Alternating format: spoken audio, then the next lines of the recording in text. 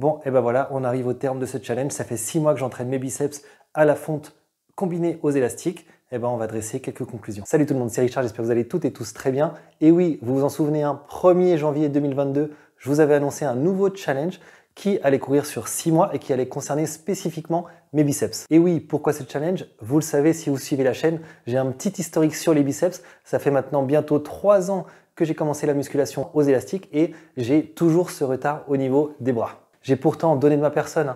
Pendant la première année et demie d'entraînement, j'ai travaillé exclusivement aux élastiques et j'avais un résultat qui était intéressant globalement, mais j'affichais toujours un retard sur les biceps. Ensuite, en 2021, si vous vous en souvenez, j'avais basculé mon programme 100% aux élastiques à du 100% à la fonte. À nouveau full body et donc incluant les bras. Et malheureusement, pareil, au bout de 5 mois d'entraînement 100% à la fonte, eh bien, j'avais constaté les mêmes résultats qu'à l'élastique, c'est-à-dire finalement malheureusement peu de résultats. Et puis au 1er janvier 2022, je me suis lancé dans ce nouveau challenge, donc spécifique au biceps, où là, je vais avoir cette stratégie de combinaison entre la fonte d'un côté et les élastiques qu'on vient rajouter par-dessus. C'est quelque chose qui, en tout cas en théorie, est très réputé. C'est une méthode qui a priori combine tout, c'est-à-dire à la fois la tension d'étirement de la fonte et la tension de contraction en haut du mouvement avec l'élastique. Et aujourd'hui, c'est l'heure du bilan. Ça fait 6 mois que je m'entraîne avec cette nouvelle stratégie. On va regarder les résultats. Alors, comment ça s'est passé? Je suis resté sur un rythme de 16 séries par semaine sur les biceps en faisant varier à la fois les mouvements et les angles comme je faisais traditionnellement avec les élastiques. C'est-à-dire qu'il y avait parfois des semaines où j'étais plus axé sur un travail de curl classique, c'est-à-dire paume de main vers le ciel. D'autres fois, ça allait être plus orienté sur du hammer curl, c'est-à-dire main à la verticale. Et puis j'ai aussi donc fait varier les angles avec par exemple un positionnement en curl pupitre appuyé vers l'avant ou au contraire un positionnement en étirement banc incliné vers l'arrière, ce qui permettait vraiment d'aller travailler et d'aller chercher toutes les fibres musculaires sur les biceps. En termes de répétition, sur certaines périodes, j'étais plutôt sur des répétitions longues, c'est-à-dire du 20 jusqu'à 25 répétitions par série. Et sur d'autres périodes, je travaillais en un peu plus lourd avec des séries plus courtes aux alentours de 10 répétitions pour à nouveau faire varier la tension appliquée sur les biceps. Bon alors, qu'est-ce que tout ça, ça a donné concrètement? Là, je vous remets la vidéo d'il y a 6 mois, c'est-à-dire le moment où j'avais pris mes mensurations du biceps au départ du challenge. On pouvait voir que j'étais à 38,5 de tours de bras, ce qui est pas mal à la base, mais bon, il y avait vraiment une marge de progression possible.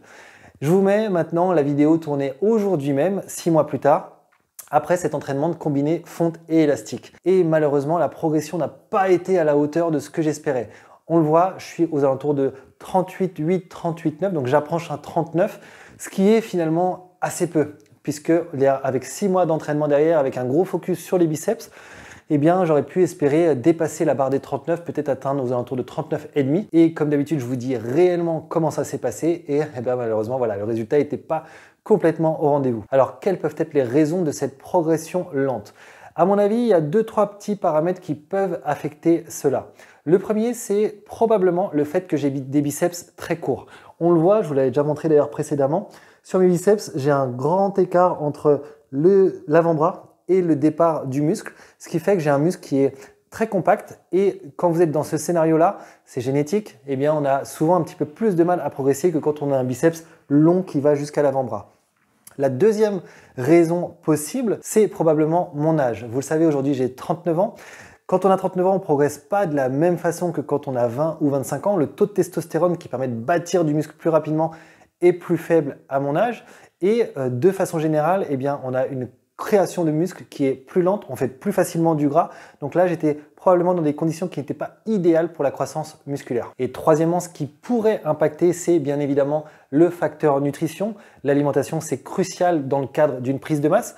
J'ai gardé pour ma part la même nutrition que j'avais auparavant pendant ce challenge. J'ai continué, comme d'habitude, à essayer d'augmenter petit à petit mon apport calorique. Donc finalement, ça, c'est pas un paramètre que je vais considérer. On va plutôt rester focus, à mon avis, sur les 2 raisons principales. Le fait que j'ai les biceps courts et le fait que j'ai 39 ans et c'est, à mon avis, ça qui joue plus particulièrement. Comme d'habitude, donnez-moi votre avis en commentaire. Je serais intéressé de savoir ce que vous pensez de cette progression. Je suis peut-être finalement trop dur avec moi-même.